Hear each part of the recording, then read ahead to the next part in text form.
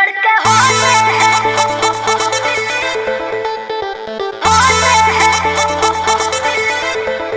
लड़के होते हैं